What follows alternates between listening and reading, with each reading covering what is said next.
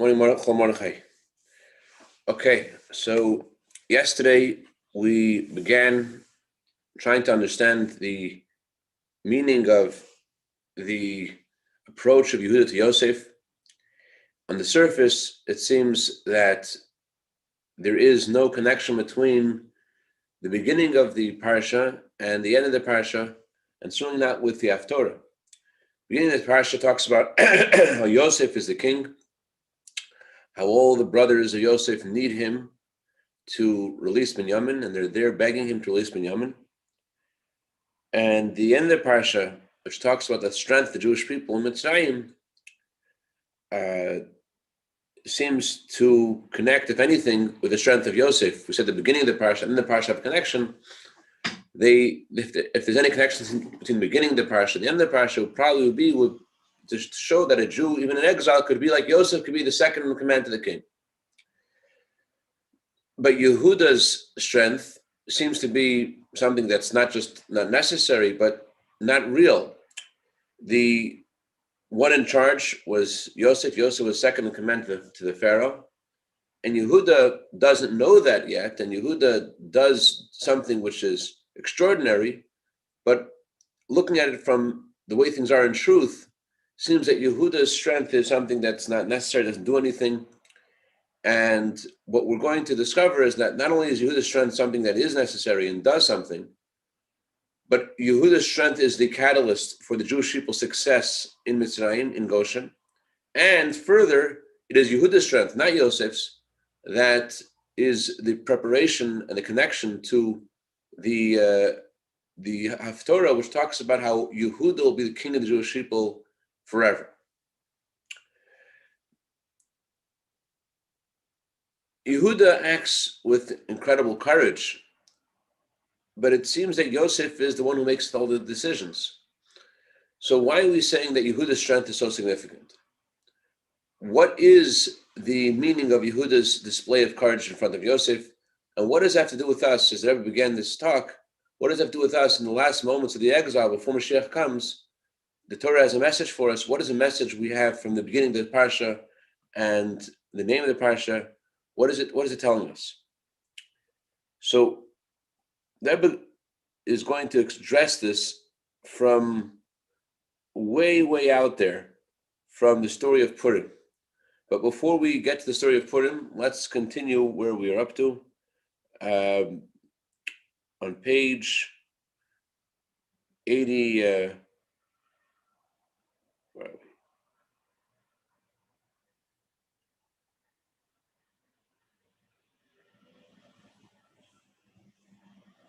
Okay, we're on page 66. Let's start from the first column of Yishlemer.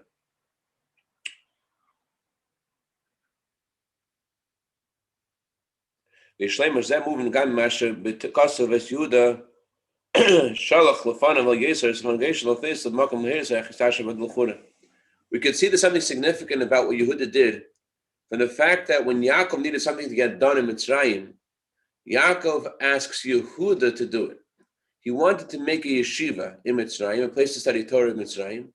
So who would be the natural person to ask? He'd ask Yosef. Yosef is a guy who knows the land the best, who is in charge, makes the decisions.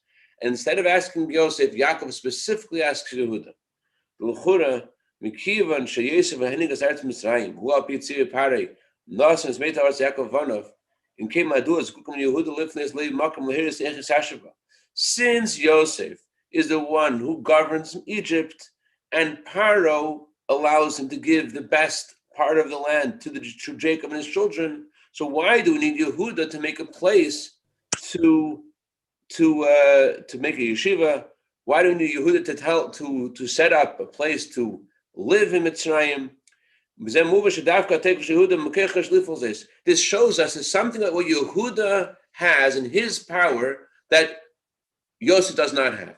Only Yehuda is able to set up properly the place where Yaakov and his family is going to live. Yosef can't do it. What is it about Yehuda that only he could do and Yosef can't?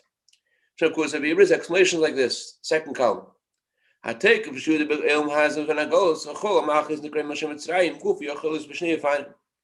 are two ways to classify the power of a Jew in this world in the time of exile.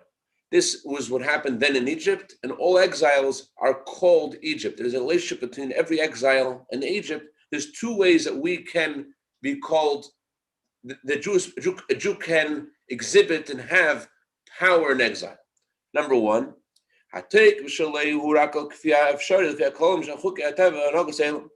one way is to say that a Jew has power according to the rules of the laws of nature and according to the way the world ordinarily runs. He has power according to the limited way that was given to him. Well, that is Menangolos, that's in this world. In this world, the Jew has power. How much power do you have? You can't walk on water. You can't fly in the sky. So you have as much power as nature grants you. And then when you enter exile, how much power do you have? You are limited according to the limitations of what the country gives you. There is a country and it has rules and there are laws. So your power, what can you do in exile based upon what the United States of America will let you do. Base, that's one way of looking at the power of a Jew in exile. Then there's another way. Another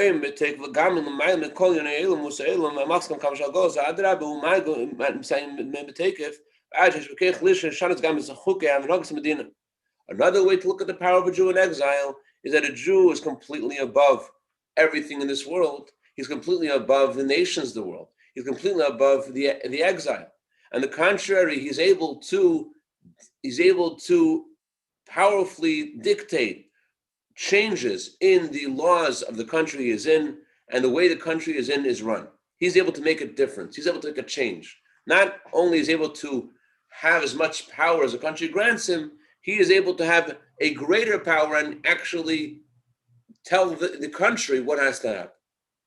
Who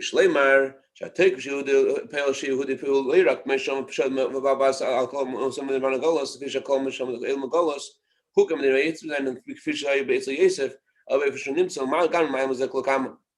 the power of Yehuda emphasizes that a Jew is not only able to have dominion on the world and in his country, in the exile, according to what the country will allow him to have, according to the laws of the country.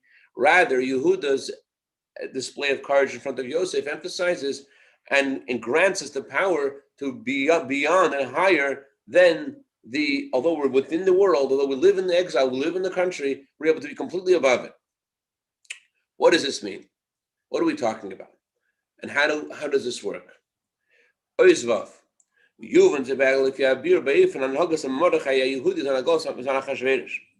Understand this by understanding the way Mordechai behaved in the time of Achashverosh. Yehuda standing in front of Yosef is parallel to Mordechai standing in front of Achashverosh. The Kiva, next page, goes para. So Mordechai, Tachas Shitz Amalch Achashverosh, Abdi Achashverosh Anan, Loik B'mei Chanukah Shevizman Meisheni, Ach B'kin Hoysa and Hagas, it's a Mordechai Shalich V'Ishtachav. The Jewish people at that time of Mordechai were in exile. They were under the dominion of the rule of Achashverosh, and they were servants of Achashverosh to some extent. In fact, after the story of Purim, the Talmud says we're still servants of Achashverosh. The exile wasn't a complete one. Unlike the time of Hanukkah, during the time of the Second Temple, where there was complete freedom to Jewish people. So despite the fact that Mordechai Tzaddik is under the rule of Achashverosh, yet, how did he behave in his time? Lo yichrav, lo yishtachava. He did not bend his knee, he did not bow down. Although all of the other servants of the king are prostrate themselves before Haman, because that is what the king commanded, Mordechai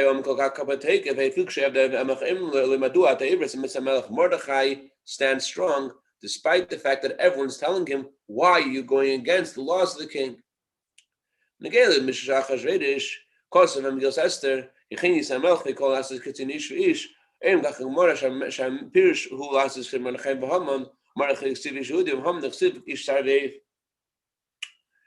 So what is the meaning of Mordechai's defiance of the rules, the laws of the country? Everyone has to bow down to Haman. Yet Mordechai does not bend his knee, Mordechai does not bow down.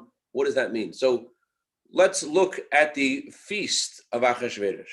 It says in the Megillah that Achashverosh made this feast according to the will of every man.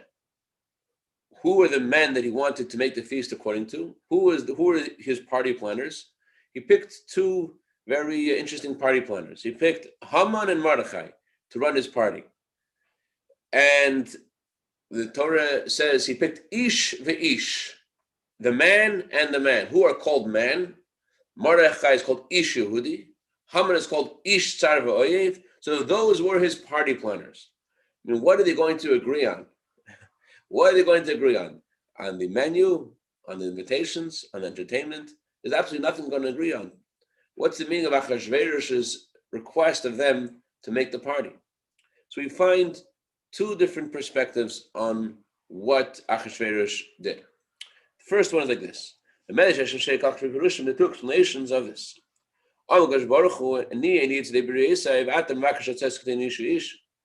Hashem says, I can't satisfy all my creatures.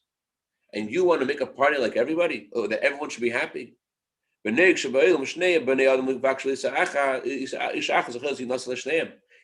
two men want to marry one woman, can she marry both of them? Either one or the other. Even in California, this isn't legal yet, I don't think, is it? Anyways, there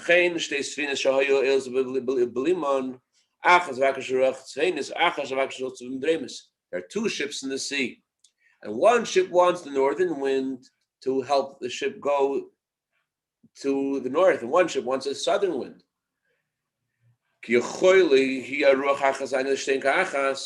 Can they both get, I guess actually if you want the northern wind, you want to go south, right?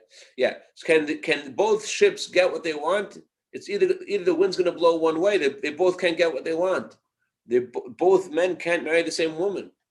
Both ships can't go the opposite directions in the same wind. So Hashem is either going to send the shidduch to one of the guys or the other guy. Hashem is going to send the wind to one ship or the other.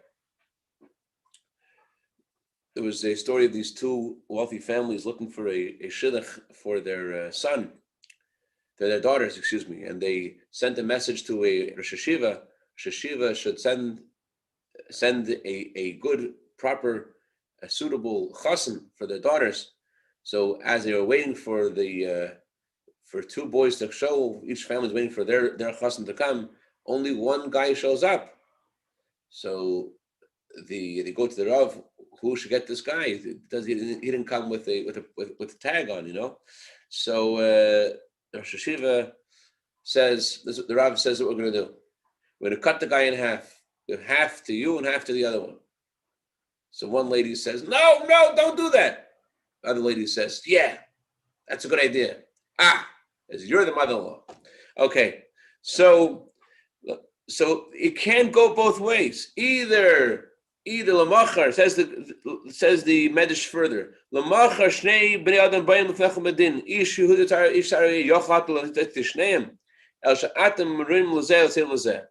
So Hashem tells Achashverosh, two people come before you. One is a tzaddik, one's a rasha. Can you make them both happy? Either you're going to lift one up and put the other one down. You could choose which one, but you can't make them both happy. Zesemeris, in other words, what is Medrash saying? Achashverosh made a mistake. He was very naive in thinking that he could make a party that they'll both be happy. It's not possible to do two opposites at once. The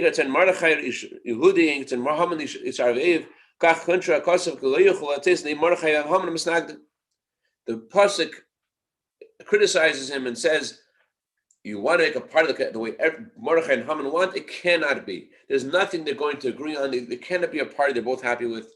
And therefore, Achashverosh, you're being ridiculous, you're being naive, and thinking that you're going to be the one to suddenly bring peace between them, and you're going to have a party that they're both happy with. It's impossible. That's the first way the Medrash explains this, and there is another explanation. Rabbi Huna b'shem Rabbi Yamin ben Levi Amar says Rabbi Huna in the name of Rabbi Yamin, Fish will has a bisman shruch mitzvahs neshavas ein ruch and dreams with neshavas have lost the love because Baruch because God Baruch nime be ruch Augustus Leilam stay ruchas meshavas by me was a shas rotzini of the Baruch who shkasav ve senior Yaseh. The Medrash says that it's true that in this world, when the southern wind blows, the northern wind does not blow. That's the way it works today. But when Mashiach will come, when Hashem will gather all the Jewish people from the exile, it says Hashem will bring a wind called a wind of Augustus. I don't know what Augustus means, but Hashem will bring this wind of Augustus. And it's a wind where both directions can use this one wind. It will flow from both directions. Hashem will make it possible for there to be both winds happening at the same time. This means although there'll be two opposites of each other, Hashem will be able to satisfy the will of two people who have the opposite desire. As the pasuk says, the will of those who fear Hashem, Hashem does. Those who cry to Him, He listens to. Although one person's request is the opposite of the others, Hashem listens to both of them. However, Achashverosh cannot fulfill the will of two people, two of his friends who are against each other.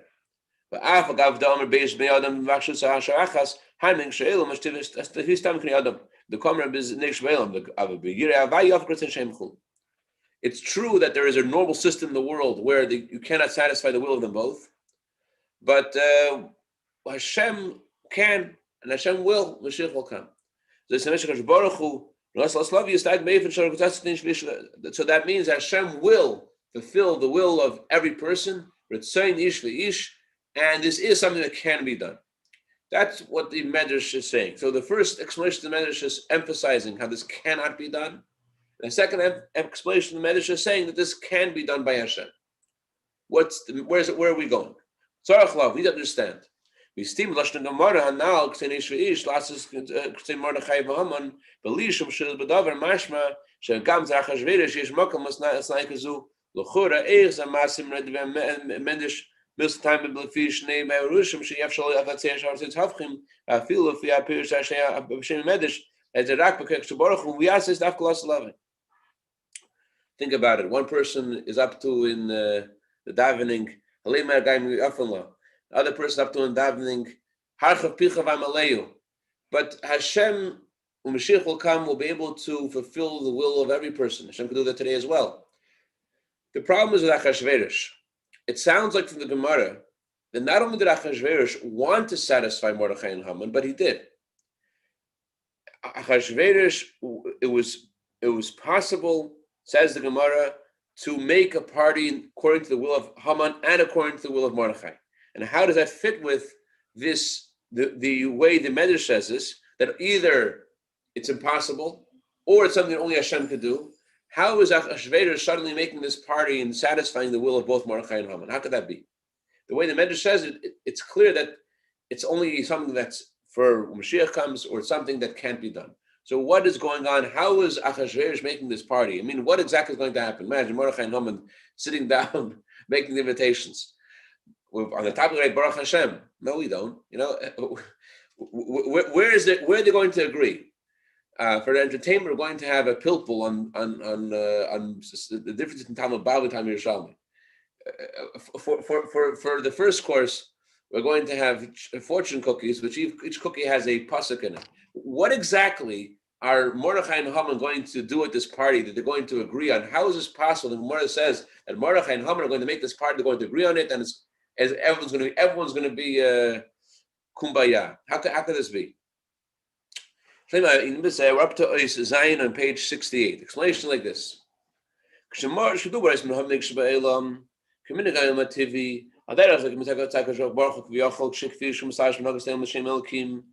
you're talking about the way the world runs in a natural order, you're talking about the way the Hashem deals with the world by hiding himself. In the name Elokim, Elokim is the name of Hashem, that is the energy of concealment. Elokim is numerically equivalent to nature. So if you're talking about the way Hashem hides himself in nature, Then there cannot be Mordechai and Haman being both satisfied. Because they're both opposites.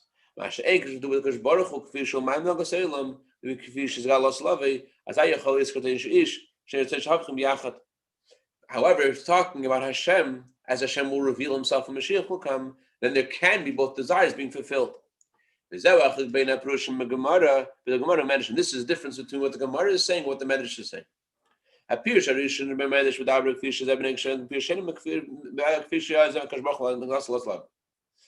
first explanation the Medrash talks about the way Hashem hides himself in nature. The second explanation the Medrash talks about how Hashem will make things happen when Mashiach will come. That's why the first explanation the Medrash says it can't be done. Second explanation the Medrash says it's something that could happen in the future. However, from the Gemara it seems it's clear that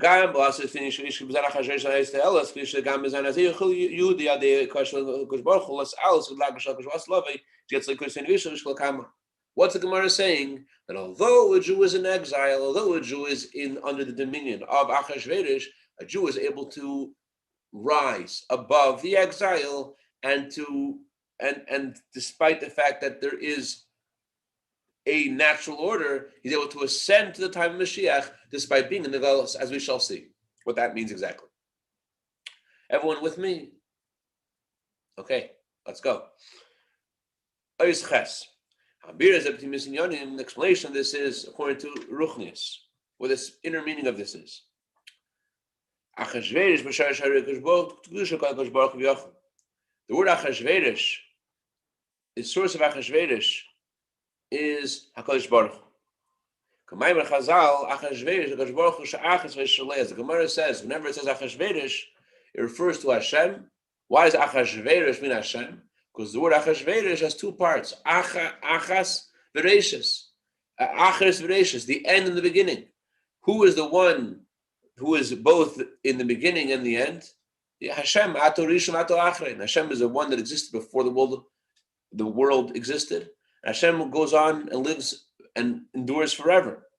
So Achashverosh, the word Achashverosh is an illusion for Hashem. And what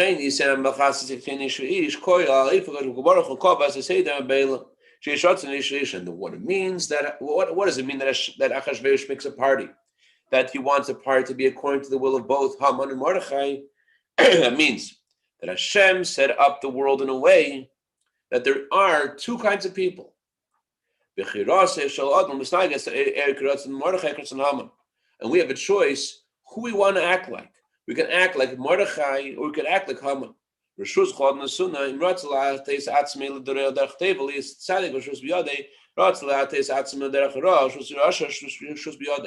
want to be a tzaddik and act like Mordechai, we can.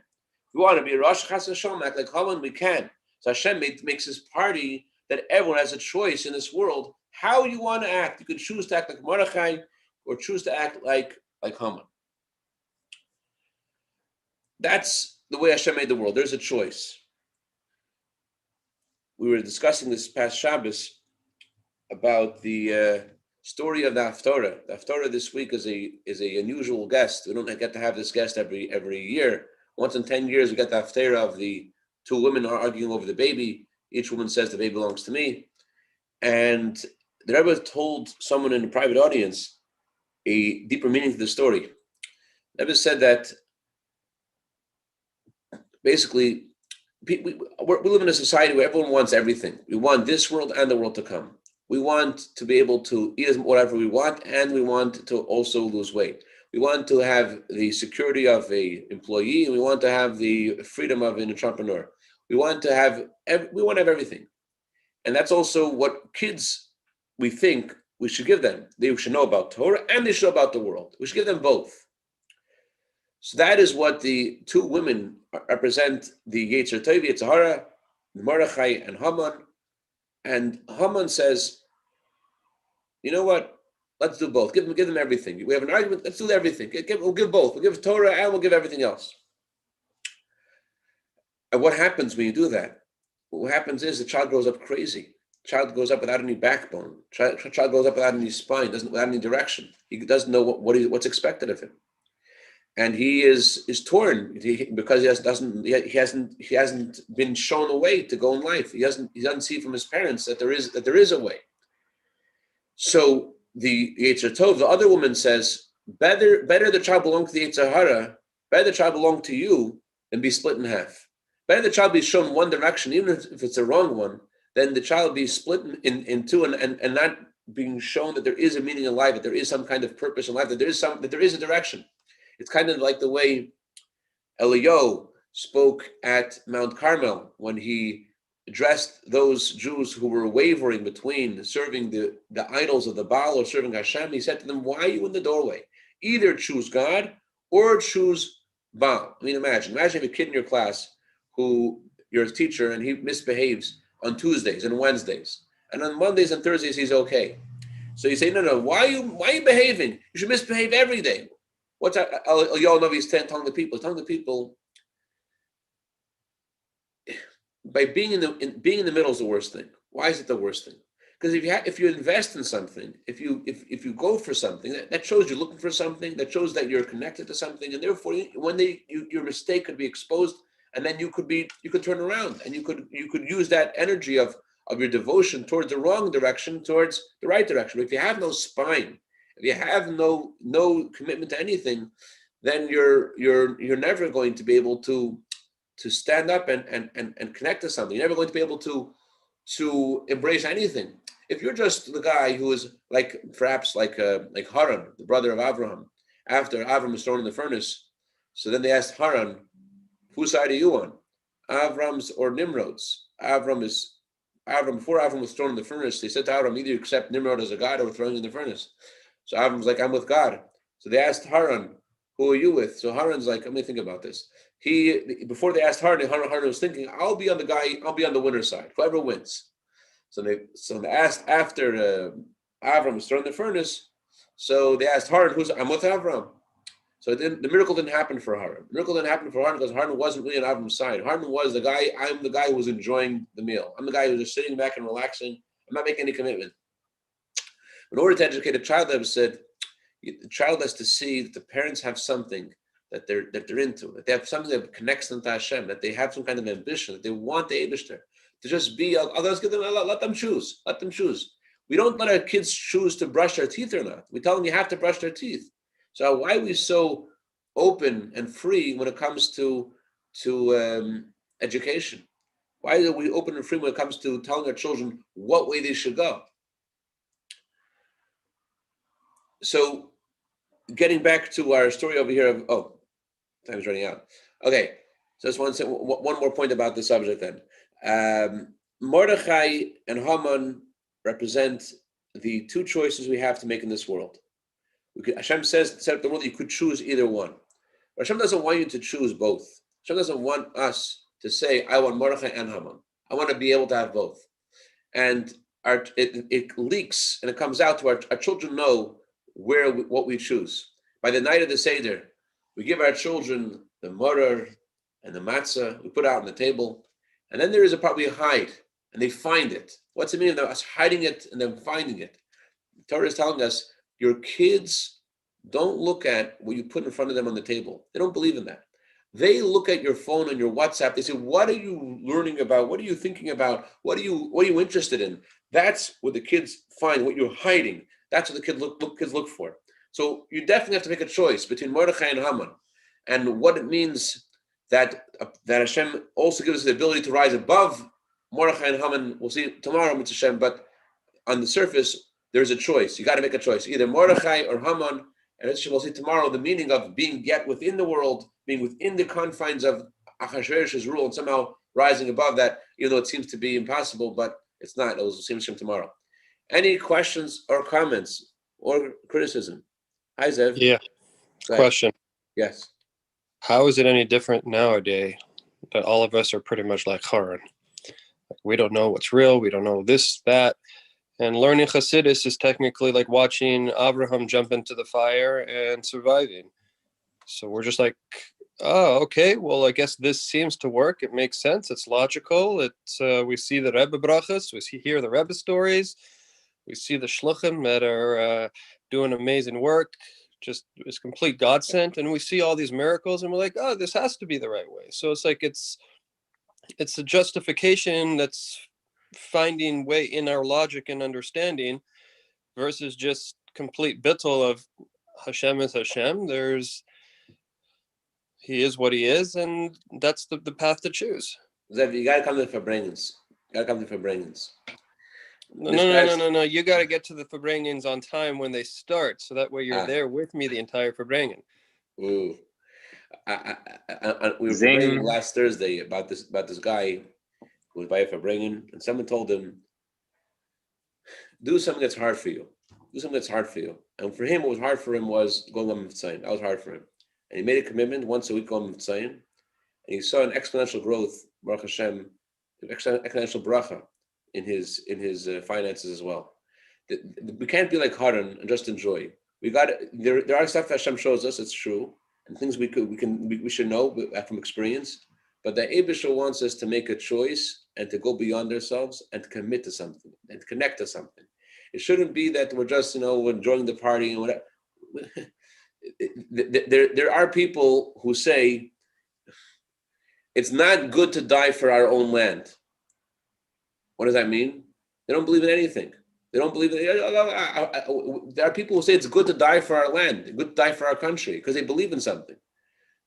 What we're trying to say is that we got to make a commitment to something. We got to have something in us and choose something that connects us to who we are and what we are, and not just to sit back and relax and enjoy the show. Great day, Jeff. Great day, Marcus. Great day, Rebel. Great day, David. Great day, Mchomar Chai. Great day, Rezev. Great day,